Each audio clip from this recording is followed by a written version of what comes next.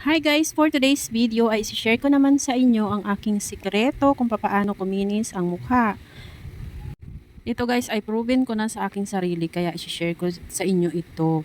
Pampawala ito ng pekas, ng dead skin at lalo na ng pimples.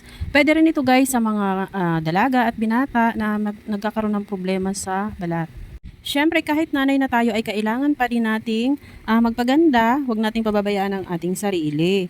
Para naman proud pa rin sa atin ang mister mo at ang ating mga anak, syempre at higit sa lahat, ang sarili natin. Ito guys ay napakamura lang at mabibili mo lang to sa tindahan at sa market. For only 6 pesos ay kikinis na ang iyong balat. At kayang-kayang ma-achieve yung tinatawag na glass skin. So dito guys, gagamit tayo ng baking soda. Ito yung sinasabi ko sa iyo na nabibili lang sa market. Ginagamit ko to sa pagbe-bake pero pwede rin ito sa ating mukha. At gagamit din tayo ng 2 pirasong kalamansi at 2 teaspoon ng baking soda at syempre dapat meron kang salaan. Gagamitin natin yan guys dyan sa kalamansi. Ayan, para hindi sumama yung buto. At yan na nga yung itsura niya. Pagka hinalo mo na yung baking soda at kalamansi, nagbabubbles talaga siya. Ayan, ganyan siya. And then, halu-haluin mo na siya.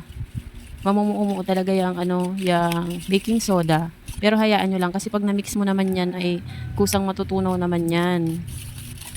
Ayan, halu-haluin mo lang. Hanggang sa maging parang paste na siya. I-try nyo, depende sa inyo. Kung halimbawa ko lang pa yung 2 teaspoon na baking soda, pwede nyo siyang dagdagan. Dagdagan mo ng konti hanggang ma-achieve mo yung yung parang paste.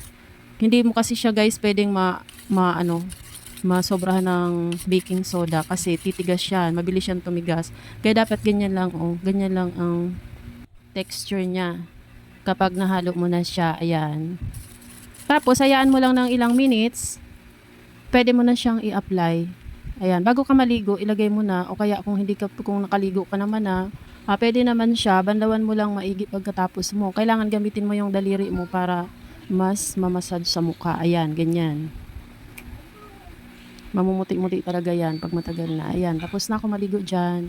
Matagal ko na tong hindi ginawa, ilang weeks siguro, so sobrang busy, kaya kung mapapansin nyo may konting pekas, pero noon talaga guys ang dami-dami kong pekas sa mukha, tapos pimples, nawala lang dahil dyan. Pati yung anak ko na dati pinapaderma ko pa, ay naku ilang taon ko siyang pinapaderma, hindi talaga nawawala yung pimples niya guys, pero nung natry ko yan sa kanya naging okay na siya. Yun lang guys, try nyo na para matry nyo na kung talagang totoo yung sinasabi ko. Yun lang guys, thank you for watching, see you in my next vlog.